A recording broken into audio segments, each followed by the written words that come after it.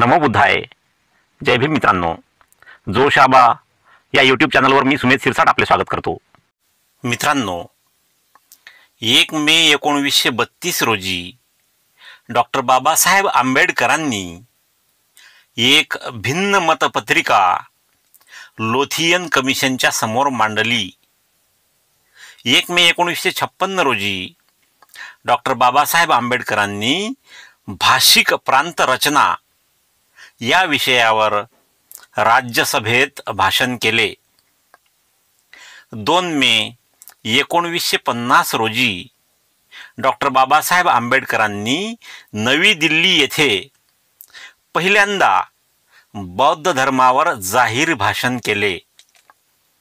2 मे 1954 रोजी नागपूरमधील विदर्भ साहित्य संघाला डॉक्टर बाबासाहेब आंबेडकरांनी भेट दिली.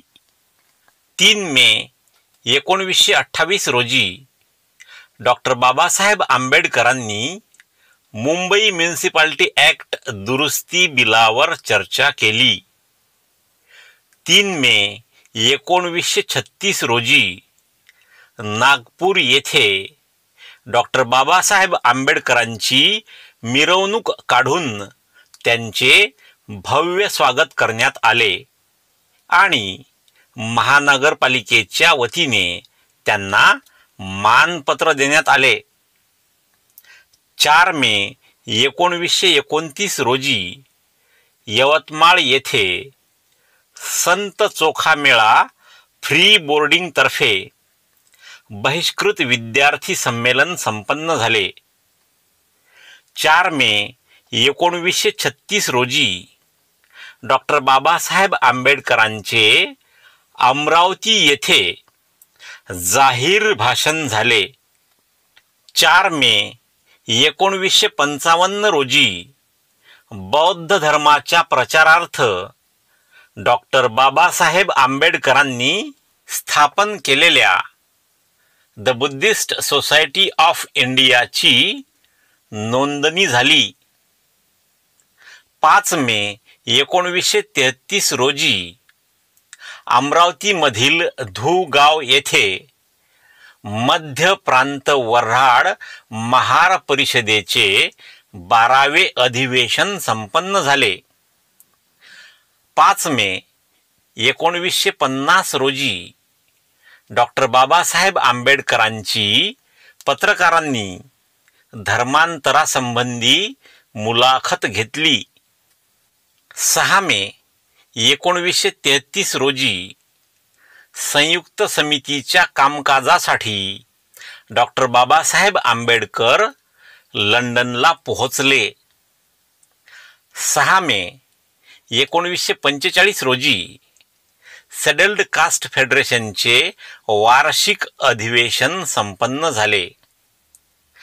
6 मे 1955 रोजी बुद्ध जयंती निमित्त सोपारा येथे डॉक्टर बाबासाहेब आंबेडकरांनी भाषण केले. 7 मे 1932 रोजी नागपूरच्या अखिल भारतीय दलित काँग्रेसच्या अधिवेशनात डॉक्टर बाबासाहेब आंबेडकर सहभागी झाले.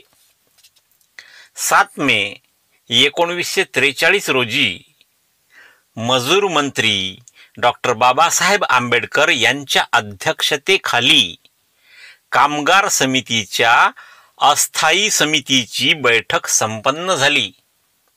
मित्रांनो, आपणास विनंती आहे की जोशाबा या चॅनलच्या माध्यमातून आपल्या महापुरुषांच्या विचारांचा तसेच बौद्ध धम्माचा प्रचार आणि प्रसार व्हावा असे आपल्याला वाटत असल्यास कृपया ज्यांनी अद्याप सबस्क्राईब केले नसेल त्यांनी लगेच सबस्क्राईब करून बेल आयकॉनला ऑलवर सेट करा.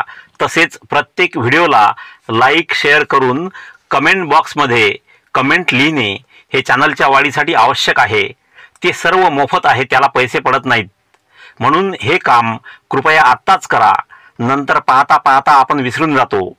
आणि त्याशिवाय शक्य झाल्यास या बारकोड किंवा मोबाईल नंबरचा वापर करून आपण चॅनलला आर्थिक मदत सुद्धा करू शकता.